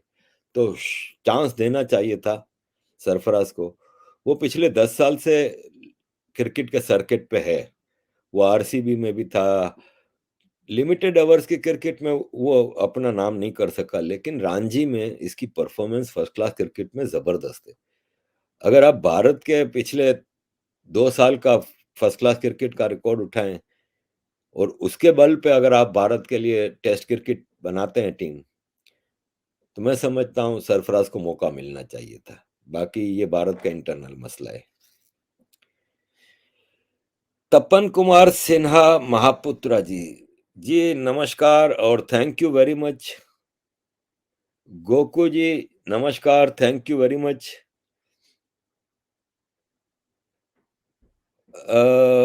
ये Siddhant Goswami ji, sir Modi government is facing challenge from 5 sides: Pakistan, China, internal Indians, and now from Bangladesh and Nepal. Bangladesh is as radicalized as Pakistan. Assam Bengal में Bangladesh terrorist. जी जी जी, मैं एग्री करता हूं। देखें, पाकिस्तान, चाइना, इंटरनल इंडियंस, ये नया नहीं है। ये तो पहले से ही है, पहले से ही है और शुरू से ही है, 47 से ही। ठीक है। बांग्लादेश 71 के बाद से शुरू हुआ, क्योंकि वहां पे गलती इंदिरा गांधी सरकार की हुई कि उन्होंने बांग्लादेश को आजाद करके बिल्कुल छोड़ दिया। आईएसआई की गोद में बैठ गई बांग्लादेश। मुजीबुर रहमान का कत्ल कर दिया गया। फिर आईएसआई की गवर्नमेंट आ गई उधर, जनरल जियाउर रहमान, जो बांग्लादेश का डिक्टेटर मार्शल लॉ लाया। जनरल इरशाद आया, जियाउर रहमान की बीवी खालिदा जिया आई। भारत ने वहां पे खुल्लम खुल्ला आईएसआई को खेलने का मौका दिया, जिसकी सजा हम तब से पा रहे हैं। ये भारत की सरकार की उस वक्त की गलती थी। बांग्लादेश भी नया नहीं है, 25-30 साल से चल रहा है, 50 साल से चल रहा है। ठीक है। और रह गया नेपाल, यहां भी मैं समझता हूं कि दुनिया का वाहिद हिंदू देश था नेपाल। तो हमारी सरकार की ही गलती रही ना कि हमने उसको चाइना की गोद में जाने दिया। हमारी सरकार ने मालदीव्स में चाइना के इन्फ्लुएंस को खत्म किया, मालदीव को कर्जों से आजाद करा के मालदीव को खुला छोड़ा। हमारी सरकार श्रीलंका की मदद करती रही है और चाइना के कब्जे से श्रीलंका को भी काफी हद तक निकाला। हमारी ये सरकार नेपाल से भी चीज़ें सेट कर रही है, लेकिन मैं समझता हूँ कि पुरानी सरकारों ने नेपाल के मामले को भी इग्नोर किया।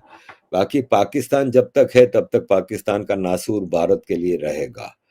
चाइना चाइना की कहानी थोड़ी मुख्तलिफ है, अब मैं बता दूं आपको कि चाइना की ज़रूरत है इंडिया से ताल्लुकात। एक बहुत ही डेंजरस चीज़ है जो मैं आपके सामने रख रहा हूँ।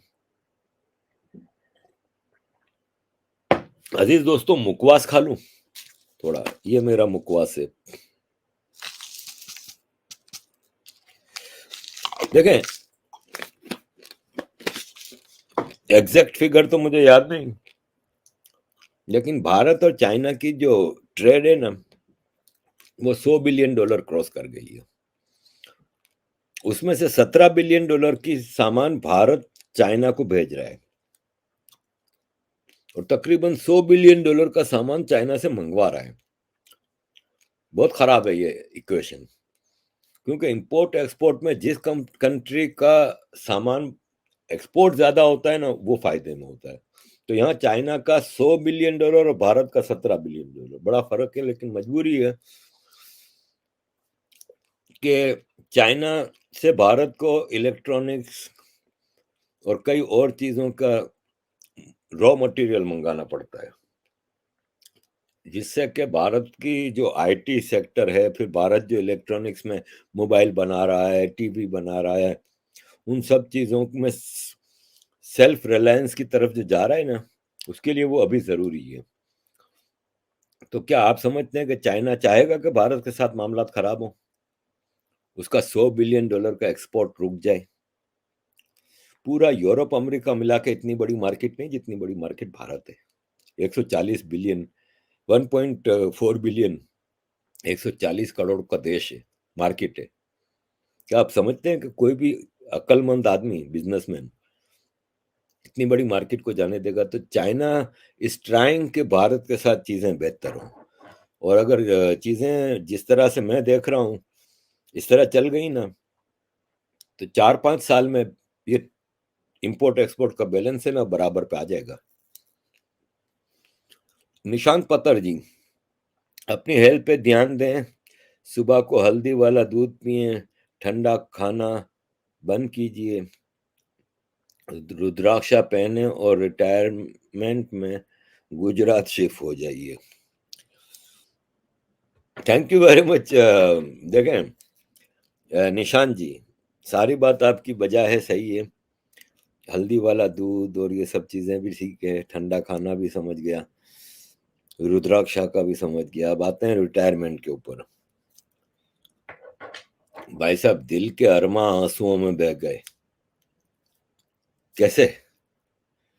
बच्चे हैं ना भाई, हर आदमी के लिए बच्चे बहुत जरूरी होते हैं। जब बच्चे यहाँ हैं तो मैं उनको छोड़ के कहाँ जा सकता हूँ? पाँव की बेड़ियां हैं। बेड़ियां ना होती तो जाहिर है मेरे पास इससे अच्छा कोई ऑप्शन नहीं होता। मैं आराम से अपने गांव में मंजी डाल के बैठ जाता बुढ़ापे में। लिमिटेड मेरी ख्वाहिशात है, लिमिटेड। मैं मुकवास है मेरा, जो खाने को मिल जाए, ज्यादा नखरे नहीं है खाने में, लिमिटेड। लेकिन बेड़ियां हैं भाई। बाकी यू नेवर नो, दिल के अरमा तो हैं कि भारत में रहूं। अनुराग त्रिवेदी जी, धन्यवाद अनुराग भाई। गोकू भाई, प्लीज स्पीक से फ्यू वर्ड इन गुजराती। जय जितेंद्रा। देखें गोकू भाई, मुझे गुजराती समझ में आती है, बोलनी नहीं आती। पाकिस्तान में मेरे फादर जब माइग्रेट करके आए थे तो 1956 में इन्होंने कराची बोर्ड से गुजराती मीडियम में मैट्रिक किया था, लेकिन पाकिस्तान की सरकार ने सारी जबानें बंद कर दी, और हमारी बदकिस्मती रही कि हमें गुजराती सीखने का मौका नहीं मिला। मेरे फादर जब सऊदी अरब गए तो मेरी माँ को खाली गुजराती लिखनी आती थी, गुजराती में वो खत लिखती थी। फादर भी गुजराती में खत लिखते थे।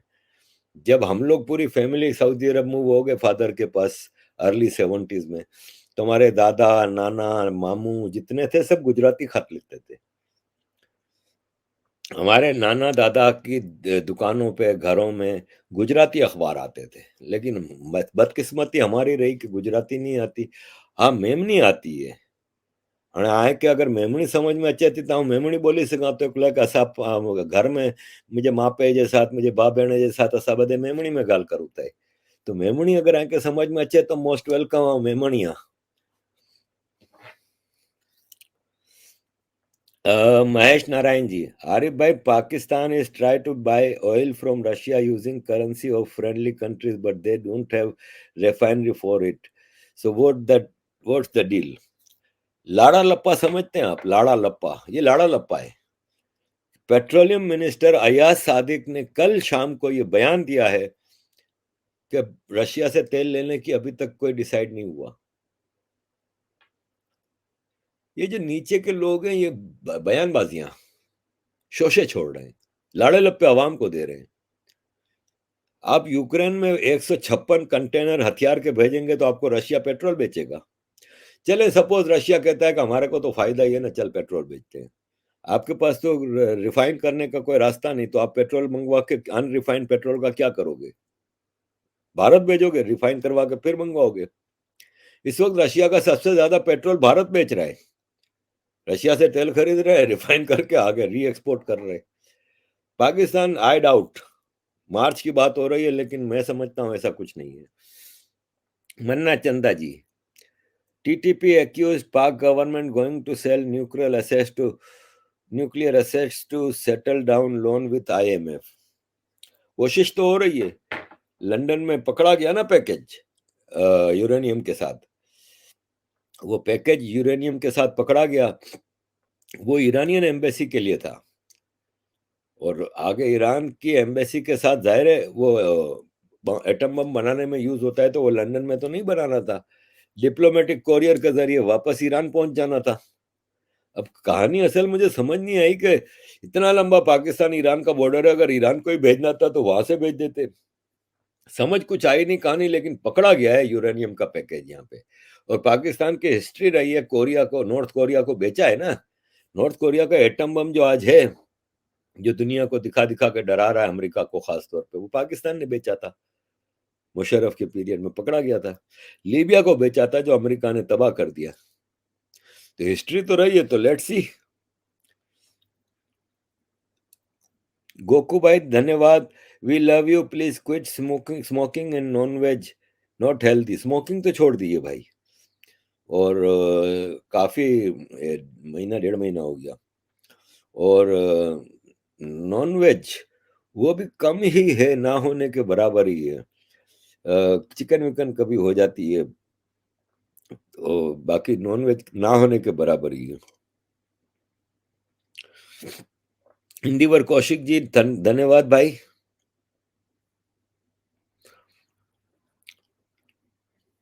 वो जी, Saudi Arabia is the fastest growing economy in the whole world, and India is also having highest GDP in Asia. In contrast, Western countries seemed destroyed.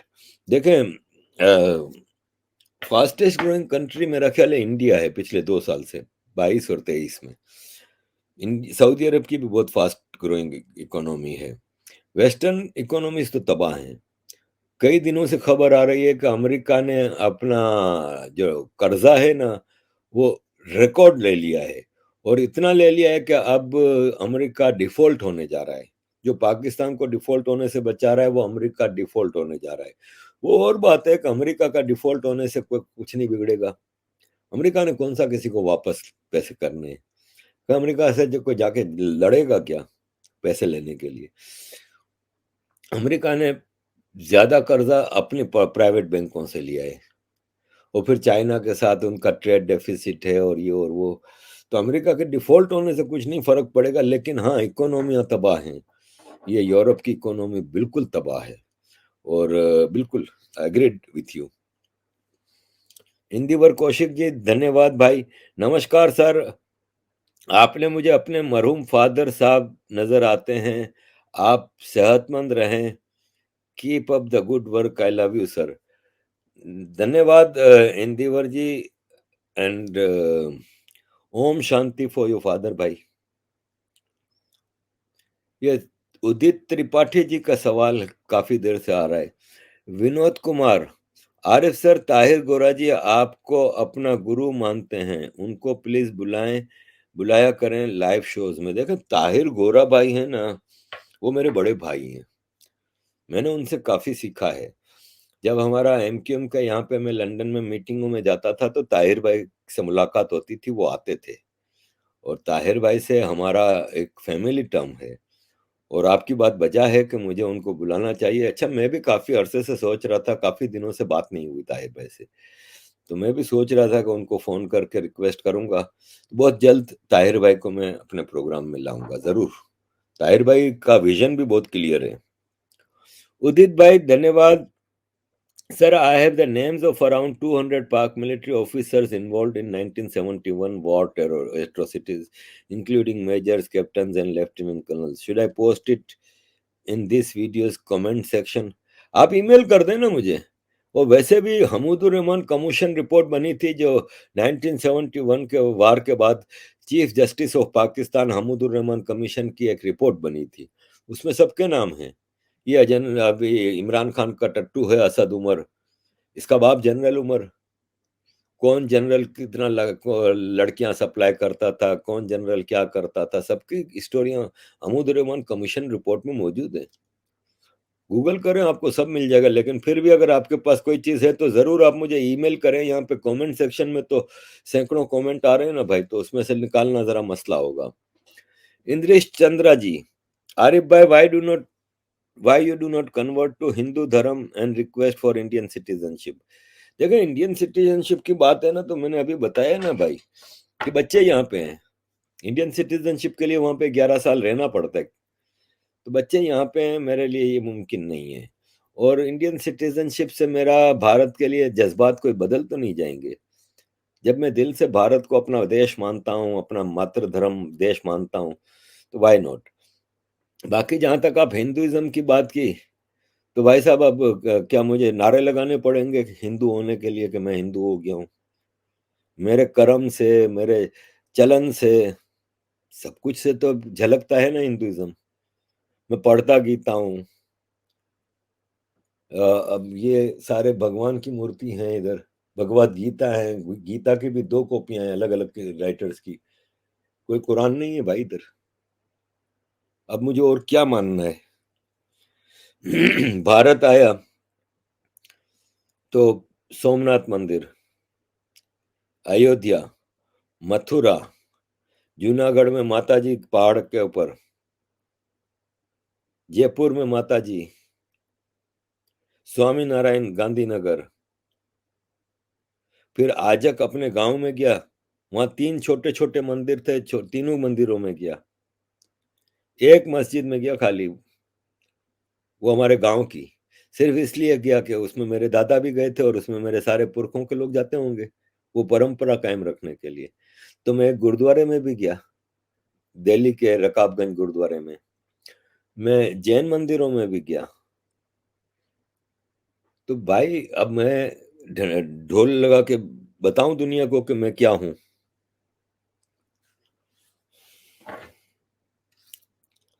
Rohit मोरे जी धन्यवाद भाई। हर्ष श्री जी, सर यूएसए ने अबॉर्शन बैन किया है, वो क्या वाइट पॉपुलेशन को rise करने के लिए है जो डिक्लाइन हो रहे हैं? फ्यूचर क्या है वाइट पॉपुलेशन का? देखें, मैं मुझे सही से इसका इतना नहीं पता, लेकिन मेरा ख्याल है कुछ स्टेट्स में है, क्योंकि यूएस एक प्रेसिडेंशियल सिस्टम है। तो 4-5 चीजें प्रेसिडेंट के कंट्रोल में होती हैं, बाकी वहां की स्टेट्स काफी हद तक आजाद हैं। ये पार्लियामेंट्री डेमोक्रेसी नहीं है जिसमें सारे पावर सेंटर के पास होते हैं। ये स्टेट्स के पास ज्यादा पावर है। तो अबॉर्शन मेरा ख्याल है स्टेट सब्जेक्ट है, और उसमें कुछ स्टेट्स में है बैन। बाकी इसका बैन करने की वजह यह है कि ये हमें भाषण जरूर देते हैं सेक्युलरिज्म का, ये खुद एक्सट्रीमिस्ट क्रिश्चियन है, बात बात पे चर्च लेके आते हैं। 1990 में जब अमेरिका ने इराक पे हमला किया, जब इराक ने कुवैत पे कब्जा कर लिया था, तो president George Bush senior TV पे आके स्पीच दे रहा था अपने फौजियों को। तो उसने कहा था अपने फौजियों को कि तुम लोग you are doing God's job, God bless you. तो वो भगवान कृष्ण का नहीं कह रहा था, इनका गॉड था जो अल्लाह, जीसस। ट्रम्प हो, बाइडन हो, इलेक्शन जीतने के बाद सीधा चर्च जाते हैं, ओथ लेने के लिए बाइबल पे हाथ रखते हैं। तो ये अबॉर्शन वाला मामला क्रिश्चियनिटी से जुड़ा हुआ है।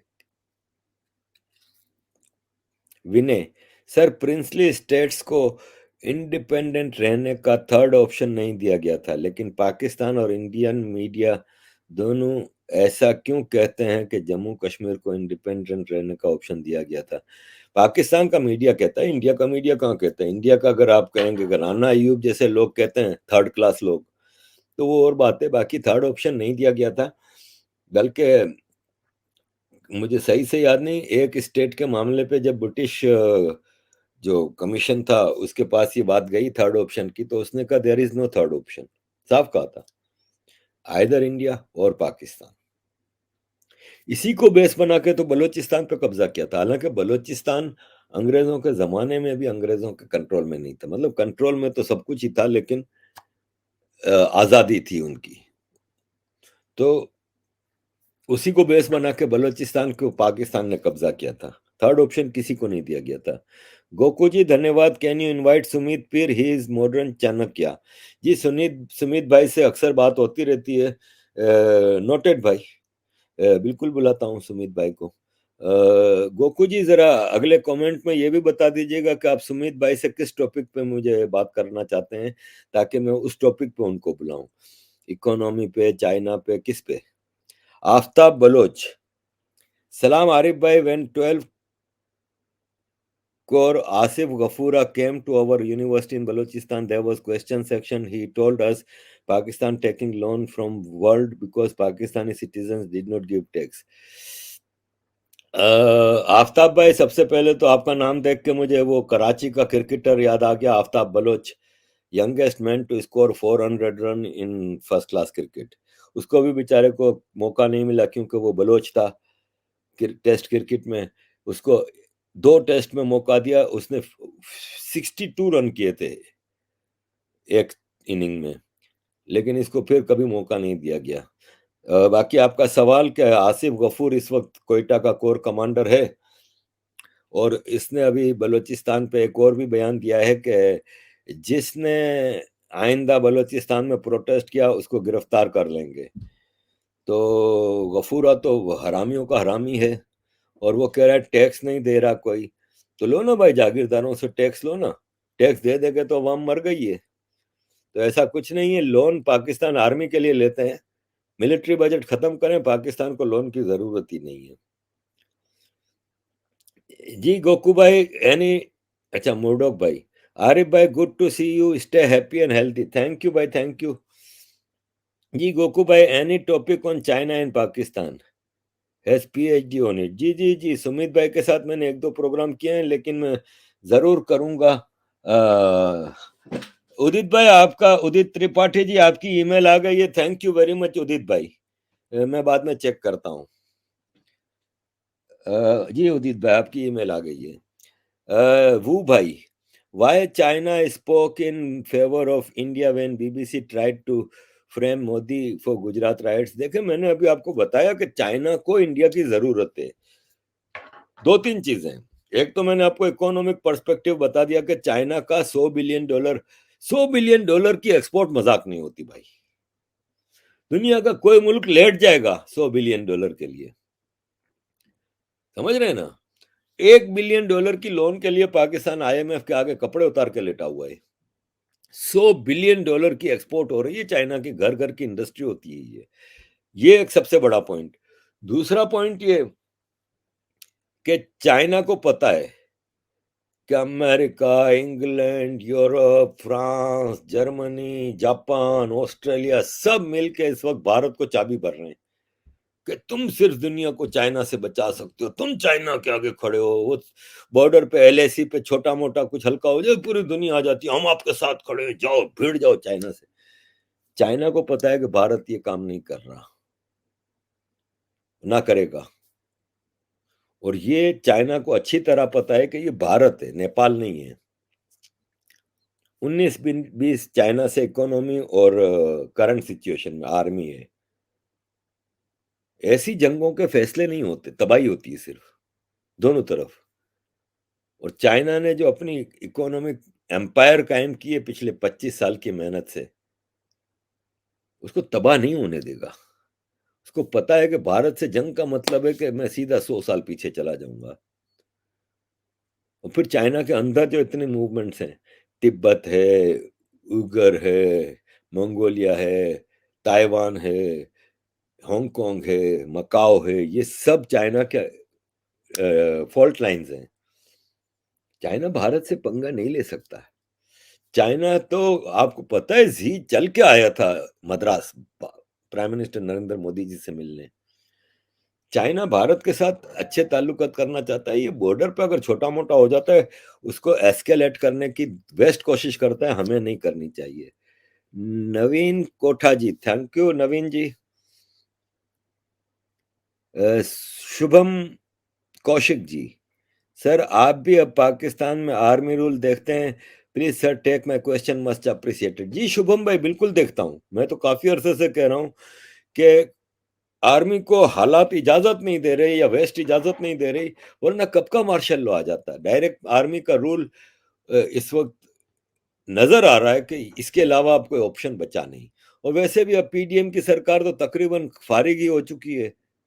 वैसे इनके पास क्या सरकार थी, पंजाब नहीं था, केपीके नहीं था, पीओके नहीं है, गिलगित बल्तिस्तान नहीं है, और पैसा है नहीं, ये तो मरे हुए हैं। नवाज शरीफ और जरदारी की पार्टियां सिर्फ और सिर्फ अपने करप्शन के केसेस खत्म करवा रहे हैं। कल शहबाज शरीफ के बेटा सलमान शरीफ, जो कि लंदन में बैठा हुआ था कई सालों से, वांटेड था पाकिस्तान में, बाप प्राइम मिनिस्टर बना तो वापस आया, अदालत में भी पेश हुआ, और कल उसको 16 अरब रुपए की मनी लॉन्ड्रिंग में क्लीन चिट मिल गई, ईमानदार साबित हो गया। इनके सारे केसेस खत्म हो गए, मरियम नवाज पे केस खत्म हो गए, मरियम के हस्बैंड पे, नवाज शरीफ उसके बेटों पे, शहबाज शरीफ पे, सबके केस खत्म हो गए। मुस्लिम लीग के दूसरे लीडर साद रफीक हैं, ख्वाजा आसिफ हैं, उन पे केस खत्म, जरदारी के पूरी टब्बर के ऊपर केस खत्म। ये शर्जील मेमन है सिंध का इंफॉर्मेशन मिनिस्टर, इसके घर से टनों के हिसाब से सोना निकला है पिछले दौर में, भाग गया था लंदन, अब मिनिस्टर बना हुआ है। आज सुना है इसका हार्ट अटैक हुआ, उसको 2 स्टंट भी पड़े हैं दिल में। ये सबके केसेस खत्म कर रहे हैं, इसके बाद ये सरकारें खत्म है। इस वक्त भी आर्मी रूल कर रही है, डायरेक्ट रूल भी बहुत जल्द आ जाएगा।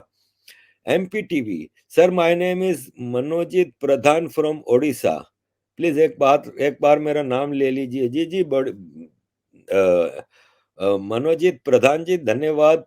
हमारी एक बहन होती हैं गायत्री जी, लंदन में होती हैं, वो भी ओडिशा से हैं, और हमें उड़ीसा से अपनी उस बहन के जरिए ही प्यार हुआ है। Kalyan Kushed ji, hello Arif sir, recent time Russia agree to import crude oil at cheap price, what is the reason behind it? Embargo है ना भाई, तो रशिया को भी तो बेचना है ना अपना, उनका सबसे बड़ा प्रोडक्ट पेट्रोल ही है ना, हथियार और पेट्रोल। तब इस वक्त हथियार तो कोई इतना सच खरीद नहीं रहा, तो पेट्रोल बेच रहा है। रशिया का रोज का 680 मिलियन डॉलर का पेट्रोल एक्सपोर्ट हो रहा है। 680 मिलियन डॉलर का मतलब हुआ कि 20 बिलियन डॉलर महीने का। टू मच है। रशिया को अभी तो इकोनॉमिकली सरवाइव करना है ना, तो सस्ते में बेच रहा है इसलिए कि इकोनॉमिक एम्बार्गो है। Pankaj Gadi ji, martial law save Pakistan from financial default, not at all. Martial law आएगी तो क्या उनके पास कोई ऐसी मुर्गी है जो सोने के अंडे देगी? कहां से पैसे लाएंगे जो कर्जे वापस करने हैं? नहीं नहीं, कुछ नहीं होना, पाकिस्तान जल्दी टूट जाएगा फिर मार्शल लॉ आएगा तो। Rishikesh Haridas ji, will PoK unification affect Kashmiri pandit settlers? Doubt, already Kashmiri pandit बेचारे वापस नहीं जा पा रहे, जो जाता है मार दिया जाता है। तो फिर तो वो पीओके के लोग होंगे।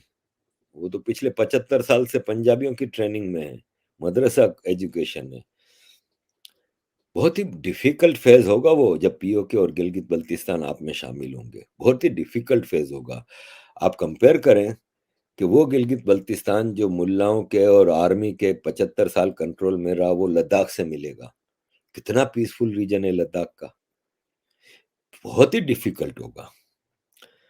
और ये भारत की सरकार को बहुत ही कंट्रोल्ड और लंबी प्लानिंग करनी होगी टू एसिमिलेट बोथ रीजन। और मैं समझता हूं कि कई साल लगेंगे तो जाके मामला कंट्रोल में आएंगे।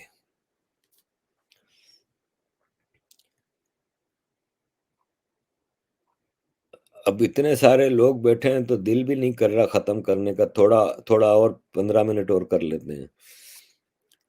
सोबिक सोनिया दे, नमस्कार Arif sir, it's me Bilkash from Nagaland. ओ नागालैंड, धन्यवाद। दुनिया के अच्छे के लिए पाकिस्तान का 3-4 टुकड़ा होना बहुत ज्यादा जरूरी है। कब तक हो सकता है? भाई मेरे बस में हो तो कब तक हो चुका होता। और सबसे पहले तो प्रणाम नागालैंड से। और ये है कि आप एक बहुत ही खूबसूरत इलाके से ताल्लुक़ रखते हैं। लोग भी वहाँ के बहुत ही पीसफुल हैं, क्योंकि हमें नागालैंड से इतना ज़्यादा पता नहीं चलता था, लेकिन आपके एक मिनिस्टर हैं जो आजकल कैबिनेट का हिस्सा हैं, और उनकी बातें सुन के हमें नागालैंड से बहुत प्यार होने लगा है। बहुत ही अच्छे ह्यूमन बीइंग हैं वो। और ज़ाहिर है, चावल का एक दाना बाकी देग का पूरा चावल चेक करने के लिए काफ़ी होता है।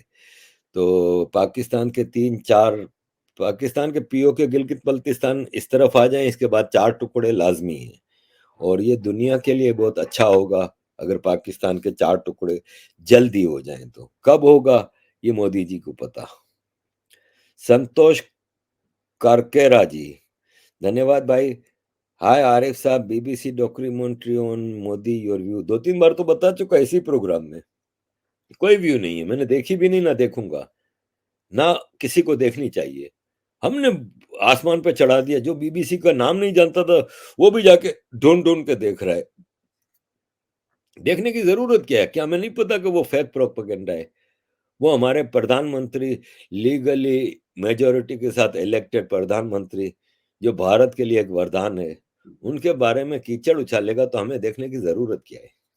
वो विंस्टन चर्चिल है ना, इंग्लैंड का एक प्राइम मिनिस्टर, उसने कहा था ना एक बार कि अगर आप कहीं सफर पे जाते हो तो आप कभी भी मंजिल पे नहीं पहुंच पाओगे अगर आप रास्ते में भौंकने वाले हर कुत्ते का जवाब दोगे। लेट देम बार्क, उनका काम है भाई भौंकना, आप अपना सफर जारी रखो। वो क्या कहते हैं हिंदी में भी एक कहावत है ना, सैया चले कुतवाल, क्या कुछ है, मुझे सही से याद नहीं। श्रीजीत मेनन जी, प्रणाम sir. If Pakistan breaks into four pieces, do you think its army would also be divided into four parts as each require defensive forces? If yes, what will be its implications on India? नहीं भाई, पाकिस्तान जब दो टुकड़े हुआ था, east और waste, जब east Pakistan Bangladesh बना था, तो कोई पंजाबी आर्मी वहां पे गई थी क्या? फिर वक्त के साथ साथ बांग्लादेश ने अपनी आर्मी डेवलप की। यहाँ पंजाबी आर्मी है भाई, तो पंजाबी सिंध में और बलूचिस्तान में तो वेलकम ही नहीं होगा। इनको तो वीजा भी नहीं देंगे हम।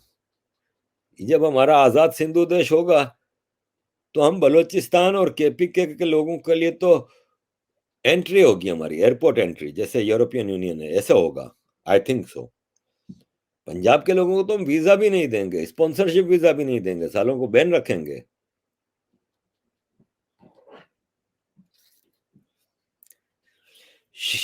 हर हर Mahadev. Sir, Pakistan collapse declare होता है तो आर्मी, पॉलिटिशियन, मौलवी को का बाहर जाने कोई प्लान बनाया है? आर्मी तो जाती है ना भाई। बाजवा रिटायर होके दुबई चला गया ना। बच्चे सारे इंग्लैंड अमेरिका सेटल्ड हैं, बिजनेस मिलियन बिलियंस का सेटल्ड है। आर्मी के तो ब्रिगेडियर से ऊपर के सारे बाहर सेटल्ड हैं। जो रिटायर होता है सीधा बाहर निकल जाता है, पहले ही फैमिली को बाहर भेज देता है। इसी तरह पॉलिटिशियंस के सबके पास फॉरेन नेशनलिटी है। खुद के पास नहीं रखी तो बच्चों के पास, बीवी के पास रखी है, कि खुद को पाकिस्तान में लूट मार करनी है तो सबके पास रेसिडेंस वीजे लगे हुए हैं, सबने भाग जाना है। यही हाल मौलवियों का है। पाकिस्तान में रह के क्या करना है इनको? ऑलरेडी पाकिस्तान नहीं टूटा तो पाकिस्तान से चले जाते हैं रिटायरमेंट के बाद, तो पाकिस्तान में रह के फिर क्या करेंगे? सिद्धांत गोस्वामी जी, सर आप बोल रहे हो कि पीओके के मामला 2023 तक हो जाएगा, लेकिन क्या लगता है आपको कि G20 के चलते उस पर कोई इम्पैक्ट होगा? और भारत में कुछ लोग नहीं चाहते पीओके भारत का हिस्सा हो बिकॉज ऑफ रेडिकलिज्म। देखिए, G20 का मामला अलग है, पीओके कोई ऐसी सिचुएशन होगी तो भारत के साथ आएगा ना। भारत आई डाउट के हमला करेगा। भारत अगर हमला करता भी है तो मिड ऑफ 2024 मार्च और जून के दरमियान 24 में अगर भारत को हमला करना पड़ा तो 23 में कोई ऐसे हालात हो जाते हैं कि पाकिस्तान का ब्रेकअप होता है और ऐसा कुछ होता है तो फिर तो ऑब्वियस। अब कुछ लोग नहीं चाहते कि पीओके भारत में हो, कि जीबी और पीओके। तो मैं समझता हूं कि आपका सेंट्रल एशिया से रास्ता पीओके जीबी से मिलता है, जमीनी बॉर्डर अफगानिस्तान से, सेंट्रल एशिया से। तो मैं समझता हूं कि जरूरी है, रेडिकलाइजेशन है, थोड़ा तकलीफ होगी लेकिन हो जाएगा सेटलमेंट। देखें 1989 में बर्लिन वॉर टूटी तो ईस्ट और वेस्ट जर्मनी का रीयूनिफिकेशन हुआ। तो ईस्ट जर्मनी के करेंसी जो थी, जर्मनी, दोनों जर्मनी की मार्क थी ना, मार्क कहलाती थी वो। तो वेस्ट जर्मनी का एक mark was equal to 10 mark of East Germany. इतना इकोनॉमी डिफरेंस था। ईस्ट जर्मनी तबाह हाल था, डेवलपमेंट नहीं थी, गुर्बत थी, जॉबलेसनेस थी, क्योंकि वो कम्युनिस्ट था। जब रीयूनिफिकेशन हुआ तो वेस्ट जर्मनी के सरकार ने यह ऐलान किया कि दोनों मार्क बराबर वैल्यू के हो गए। अब जिसके पास एक मार्क वेस्ट जर्मनी का था और 10 मार्क ईस्ट जर्मनी का था, तो वो 10 मार्क 100 मार्क के बराबर हो गया ना, क्योंकि वेस्ट जर्मनी की इकोनॉमी स्ट्रांग थी, उन्होंने उसको हजम कर लिया और रीडेवलपमेंट के लिए वहां पे ज्यादा बजट लगाया, सब कुछ किया। आज ईस्ट वेस्ट जर्मनी दोनों फर्स्ट क्लास सेटल्ड हैं, लाइफ सेटल हो गई है। भारत भी एक स्ट्रांग कंट्री है, एक स्ट्रांग इकोनॉमी है। और मैं समझता हूं कि अभी पाकिस्तान है, इसलिए भारत की union territory of Jammu and Kashmir में इंसर्जेंसी है। जब पाकिस्तान ही नहीं होगा तो कश्मीर बनेगा, पाकिस्तान कहाँ से होगा?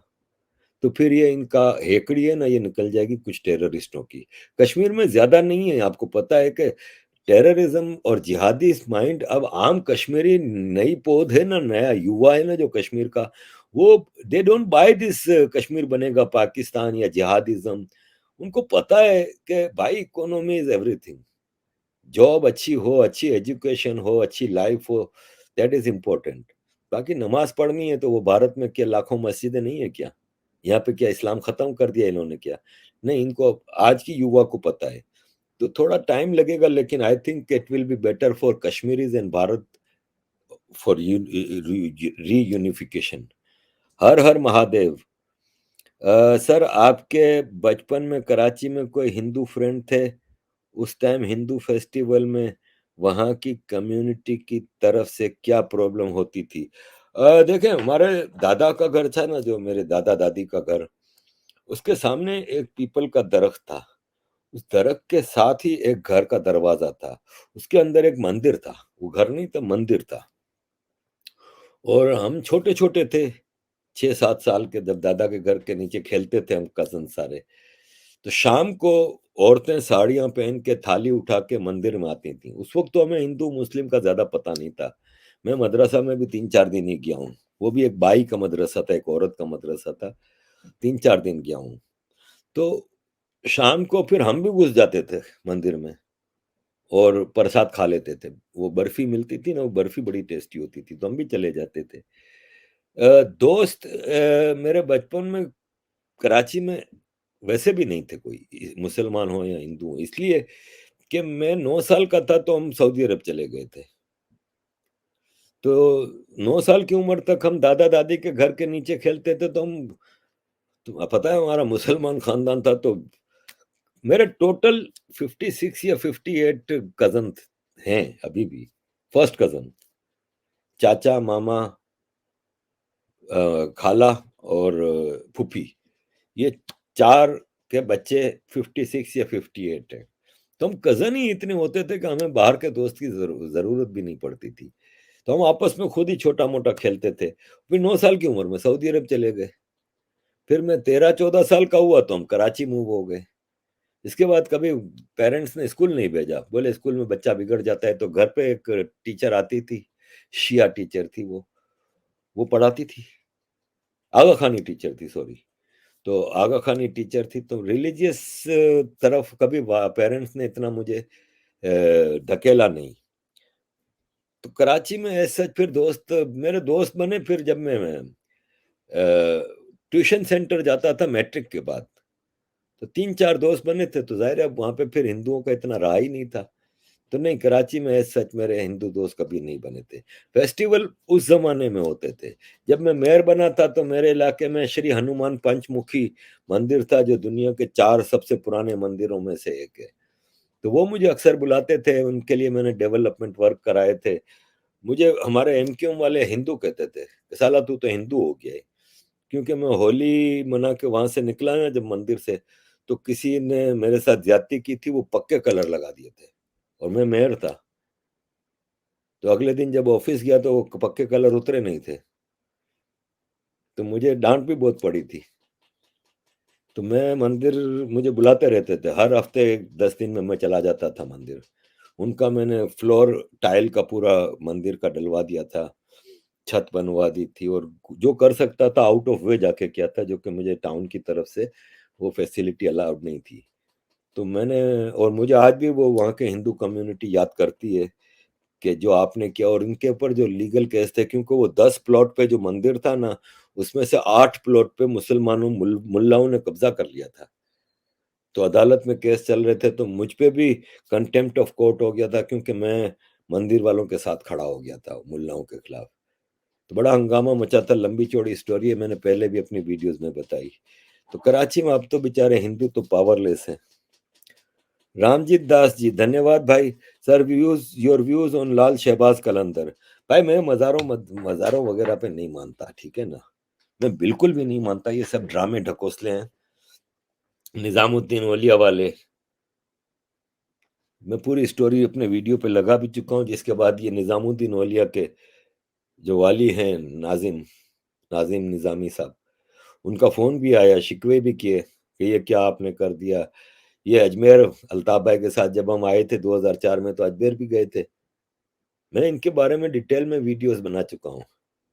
भाई देखें, सबसे बड़ा जो पीर फकीर ये दरगाहों में जो कहे जाते हैं ना, सबसे बड़ा गौस पाक कहा जाता है, पीर अब्दुल कादिर जीलानी, गौस पाक। इससे बड़ा कोई वली कहते हैं आया नहीं, ठीक है। उसके बारे में कल ही किसी ने मजाक में लगाया था कि उनके बारे में मशहूर है कि वो मुर्दों को जिंदा कर देते थे, लेकिन खुद मर गए। सब ड्रामे हैं यार। आप समझते हैं कि ये सब कोई किसी काबिल थे? ये आपके अजमेर वाले गौरी की मदद करने आया था बगदाद से, खलीफा ने भेजा था। गौरियों की मदद करने आया था कि हिंदुस्तान में हिंदुओं के खिलाफ जिहाद किए हैं बाकायदा निजामुद्दीन औलिया वाले ने, ये सारे। बाकी शहबाज कलंदर सिंध के हैं, और मेरा ख्याल है कि वो असल तो अरब ही है ना। ये अब्दुल कादर जीलानी हुए, ये अजमेर के चिश्ती हुए, निजामुद्दीन औलिया के हुए, ये दाता गंज बख्श वाले हुए, सारे अरब से आए थे ना भाई, इस्लाम फैलाने के लिए। मुझे शहबाज कलंदर का नहीं पता कि ये भी अरब थे या नहीं थे, सिंध के हैं, इसलिए हमारे सिंधी बहुत उनको मानते हैं। ठीक है, मैं किसी के मानने पे एतराज नहीं है, माने भाई, मैं नहीं मानता किसी मजार को। लास्ट क्वेश्चन पकड़ लें भाई, क्योंकि 1.5 घंटा हो गया भाई। हालांकि 700 लोग अभी भी बैठे हैं, लेकिन मेरा ख्याल है कि आज के लिए काफी है, फिर नेक्स्ट सैटरडे का वेट करते हैं। Abhijit Patil ji, sir, Turkey not supporting Pakistan in this situation.